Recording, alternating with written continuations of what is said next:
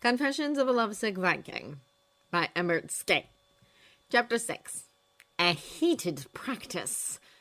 Tough Nut stomped down the stairs to the kitchen, making his presence known to his family. Rough Nut already sat at the table with their mother eating breakfast. Their younger brother, Devon, played on the rug a few feet away with a terrible terror. Tough didn't bother looking around the room for his father, knowing that he had gone fishing in the wee hours that morning. The 20-year-old scanned the kitchen countertop for bread and found only a small morsel left. "Well, Grump," he muttered. Mrs. Thorsten looked at him sweetly. "Tough, dear, would you mind going to the bakery and buying us some more bread? There are a few coins on the counter there." Rough Nut looked over at him and smirked, shrugging her eyebrows at him. Tough Nut scowled and scooped up the coins. "Thank you, honey." His mother stood and went to kiss his cheek, but he swatted her away. "Yuck, Mom!" All right. She smiled and shooed him to the door. As he opened it to walk out, she threw over her shoulder, "But you know you'll never get married if you don't at least let your mother kiss your cheek." Rough Nut snickered from her seat, and Tough Nut scowled at her, feeling his ears redden. He looked at her plate on the table, noticing all the crumbs all over the plate. She did this. Oh, she would pay. Grumbling to himself and ignoring the women's laughter and his annoying squirt of her brothers, he yanked the door closed and walked to the village square. He neared the bakery in minutes and stood outside the window as if frozen. He couldn't go in there. Nope. He turned on his heel and stomped away, not understanding why in Odin's name he couldn't just go in, buy what he needed, and walk out. No big deal. He was Tough Nut Thorsten. This shouldn't be a problem. He stopped and balled his fists. Groaning again, he walked to the bakery door at a brisk pace, yanked it open, and stepped in. He didn't make it far before he froze. Again. There she was, Amelia, the baker's daughter. She didn't notice him as she was kneading dough behind the counter. Her chestnut hair was pulled back in a low bun and covered in a white wrap. A few tresses fell to the sides of her face. Her brown and green dress was covered in an apron. Flour reached past her forearms, and a few smudges were on her face. She paused from her kneading and wiped a little sweat off her brow with her wrist. And she looked up to see him standing there frozen in the doorway. "Oh, hi, Tough Nut," she smiled, her blue eyes brightening. "Sorry, I didn't hear you come in." She looked away shyly, her eyes flitting back to his every few seconds. Tough Nut merely stared at her, a smile coming to his face. He could just watch her all day. "Tough Nut," Amelia waved a hand in front of him. "Oh!" Tough Nut shook out of his stupor. "I give up. Sorry." What was wrong with him?" Amelia giggled and pushed a few fallen strands of hair behind her ear. The sound was like music to his ears, and he gave a nervous chuckle. "Can I get you anything?" Amelia asked, wiping her hands on her apron. Tough Nut blinked and nodded. "Oh, yeah, I just need a few loaves of bread." "Okay." Amelia smiled and grabbed a few fresh loaves and wrapped them. "Anything else?" Tough Nut dumbly shook his head. "Okay, 4 coins." Amelia held out the bread and her empty hand. He pulled out the coins and had to buy back the smile when his fingers brushed her palm. "Thanks." Tough Nut shook his head. "Nope," he said gruffly, making her blink in shock. Then he smiled and said in a gentler tone, "Like you." Amelia felt the blush on her cheeks as she stared back at him with a smile. She didn't see him often, and he didn't talk much when he came by, but that was probably the closest to flirting with her that he'd come. She was relieved when the door opened and Hiccup walked in. "Hi, Hiccup," she smiled at him. "Hey." Hiccup nodded at her and slapped Tough on the back. "Nice day, isn't it?" Amelia nodded. Tough hummed, not looking away from Amelia. "Yep, what a day." Amelia bit her lip and began kneading her bread again. Hiccup raised an eyebrow at his friend, but said nothing. He cleared his throat. "Amelia, I'm planning something for Thursday in the Great Hall. It'll be a village-wide thing. Everyone's invited. So," Amelia waved her hand, having already written out a note. "Say no more. We'll have plenty of bread for you. I'll be sure to let my father know when he returns from the mill." Hiccup grinned. "Thank you. You're too sweet." Amelia shrugged. "Just doing my job." Hiccup looked over at Tough Nut, who was still in a daze. "Well, I guess we'll get out of your hair. See you later, Amelia." The heir grabbed his friend's arm and pulled him away from the counter. "Whoop! Hey!" Tough Nut tried to pull away, but suddenly realized what was happening. Oh! Bye, Amelia!" The door slammed shut, and Amelia stared at the handle with a small smile. "Bye, Tough." As soon as they were far away from the bakery, Hiccup burst out laughing and pointed at Tough Nut. "What?" the blonde growled. "You like Amelia!" Hiccup crowed. Toughnut's hands were suddenly up Hiccup's face. Shut up, I don't need the whole village knowing! Hiccup pulled his hands away. So you don't deny it? Toughnut scowled and stayed silent. At Hiccup's raised eyebrow, he deadpanned. It would be kind of stupid if I did, wouldn't it? Hey, what are you so excited about? Aw, man, this is just too good. Hiccup grinned and practically skipped away. Toughnut ran to catch up to him. What, you think I'm incapable of something like that? What? Hiccup stopped in his tracks. No, that's definitely not it. I guess it's just a little unexpected, and the look on your face while staring at her, undeniable. This only earned him a swift punch, but he only laughed. You need to ask her. Nope! Toughnut roared. We are not going there. Why not? Hiccup chuckled, hands on his hips. Toughnut spluttered and leaned in close to Hiccup's face. Dude, she's only 17. So, lots of married couples are a few years apart and are dead scary. Ben the baker, scary? Hiccup laughed wholeheartedly, catching a few glimpses from other villagers. He's not scary. To you, everyone loves you. Toughnut growled. Hiccup put on a straight face. I had to earn that reputation. Toughnut opened his mouth and paused, taking in Hiccup's expression. Wait, are you saying... Just give it a chance. That's what I'm saying. Hiccup smacked his arm. Talk to her dad. Get to know the family. Just get your foot in the door. Your biggest issue is resisting the urge to blow something up. Toughnut frowned. Easier said than done. Yeah, well, it could be worse. I have to learn to use a weapon before proposing to Astrid. Hiccup raised an eyebrow before slapping a hand to his mouth and looking around in horror. Oh gosh, I almost blew it. He sighed when he didn't see Astrid anyway. Wait, what? Toughnut exploded. Now it was Hiccup's turn to slap his hands over his friend's mouth. Shh! Do not blow it! Toughnut nodded readily, and Hiccup removed his hands. When? Soon? Hiccup avoided eye contact. How's it? Soon enough? Hiccup frowned at him. Tough crossed his arms, which was difficult as he held the loaves of bread. Oh, come on, you can't honestly give me nothing. It's gonna be perfect. No offense, but I really don't want this surprise to go up in flames. Hiccup replied. Then he paused, thought for a moment, then put on a bargaining face. All right, if you ask Amelia on a date, I'll give you some intel on the big day. What's a big day? Hiccup sighed. That's the code name? For what? For... Hiccup glanced around. You know? No, I really don't. Why are you always so cryptic? Hiccup groaned. For the engagement day, he growled in a whisper. Oh, that! Toughnut grinned with a nod. Wait, no, I'm not asking her on a date. You really don't have a lot of time for something like that anyway. Hiccup mused. Okay, get her something, flowers or something, and I'll give you some intel. Flowers. Toughnut put a hand to his chin and thought, what kind of flowers do girls like?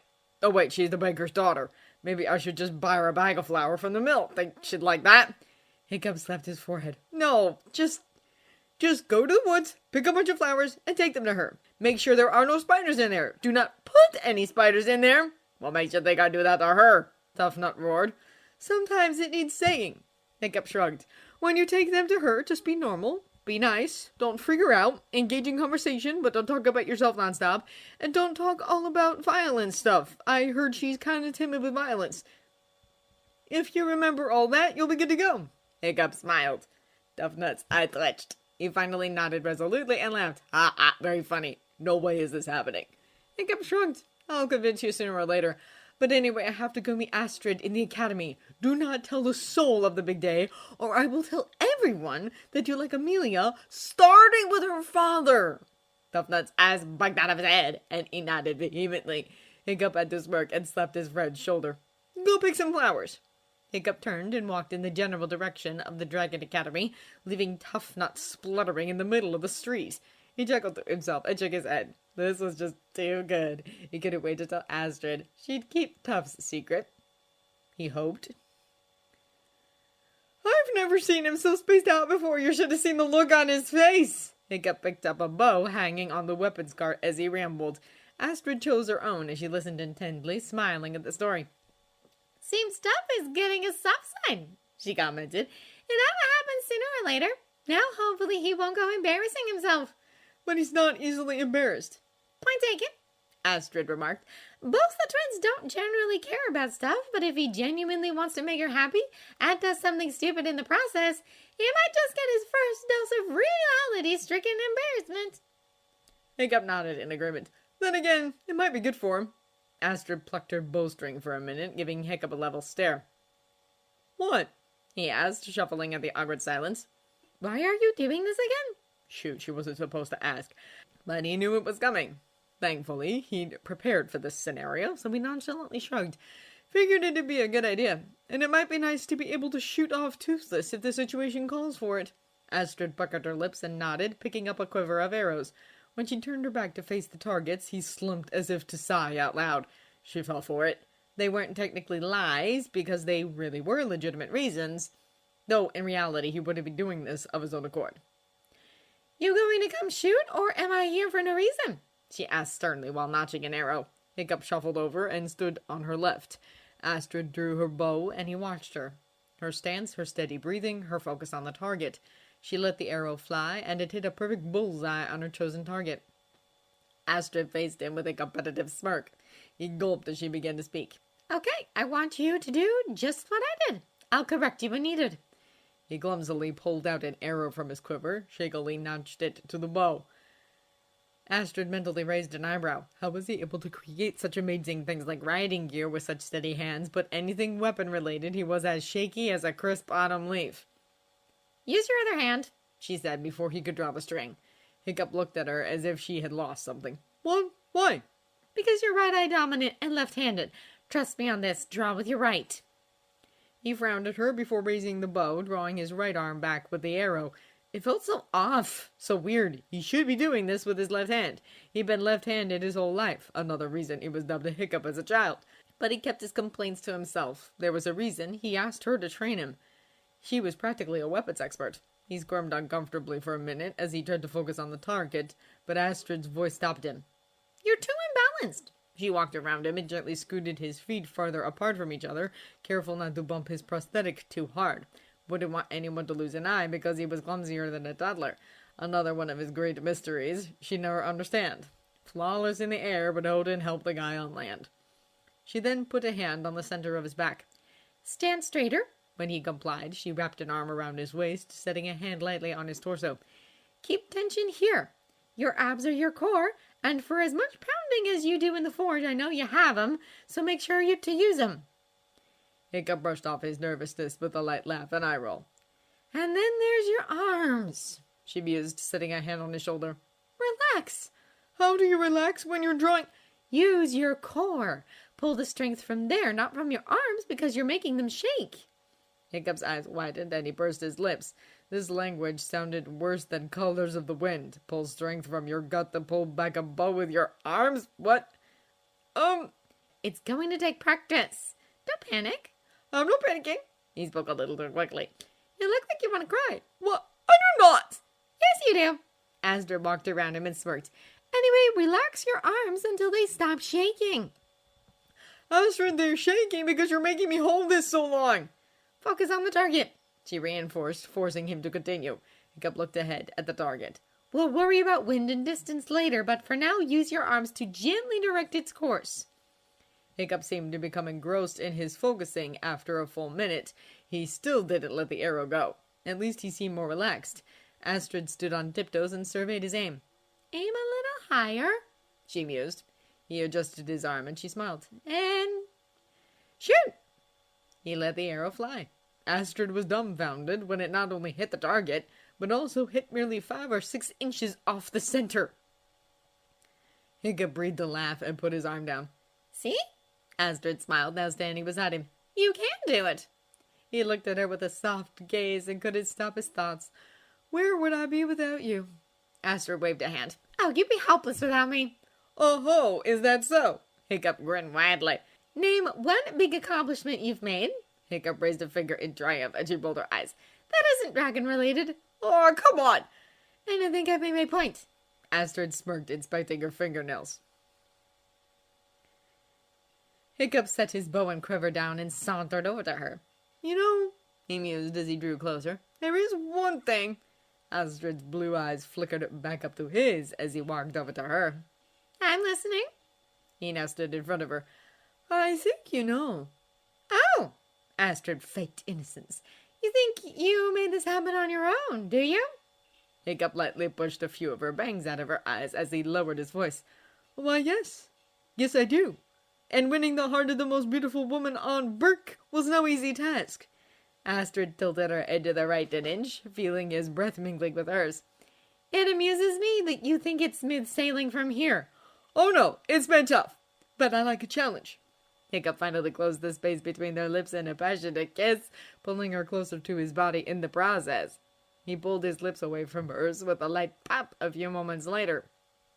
Astrid pinched the edge of her bottom lip between her teeth and lightly cocked her head as if to shrug. I guess that was passable. Hiccup furrowed his brows, bending his fingers around the curve of her waist. Passable? Astrid nodded assuredly. Yeah, you still have a lot to learn. Hiccup's eyes darted to her lips for a millisecond, then he cocked an eyebrow. Oh, really? Like what, exactly? Astrid grabbed the collar of his tunic and pushed him backwards, drawing his mouth to hers as his back bumped the stone wall. He couldn't help the loud sigh that escaped him when she ran her fingers through his hair and pressed her body against his. While his kiss lasted only a few moments, hers lasted nearly a minute. When she pulled away, he gasped for breath and had to stare at her with wide eyes, utterly speechless. Astrid gave a short laugh and rested her forehead against his. Hiccup finally found his voice. You're right. I've got a lot to learn. Astrid smiled gently, and blue eyes met green. Good thing I'm here to teach you. She kissed him again, but much slower and gentler this time. He smiled through the kiss and held her face in his hands. She drew back, and he reluctantly pulled his hands away. He stared at her as she adjusted her bangs and glanced around the arena. She suddenly snorted. We didn't get interrupted this time. Hiccup chuckled, rubbing the back of his neck. Yeah, for once. He continued to stare at her as she watched some terrible terrors fly overhead. She raised her eyebrows when she noticed his stare. What? His mind screamed, Marry me! But instead he smiled and shook his head. Amazing how easily you distract me. Astrid crossed her arms. Oh, so now this is my fault. Hiccup held up his hands. You started it. Well, yep. Astrid started, but stopped. She did start it, didn't she? Hiccup smirked, knowing that he'd won an argument. She grabbed him by the shirt, making his lips quirk in anticipation for another kiss, but she pushed him back to the center of the arena. Oh, get back to your archery, lover boy. Anything for you, baby? Hiccup winked and went back to his bow. He really did need to focus and start practicing. Astrid rolled her eyes at him, but her heart swelled. She wouldn't say it out loud, but she wanted to spend the rest of her life with him. The thought made her smile broaden, but she quickly wiped it away, not wanting him to ask what she was thinking. But as she surveyed his stance when he drew another arrow, she couldn't help but entertain the thought.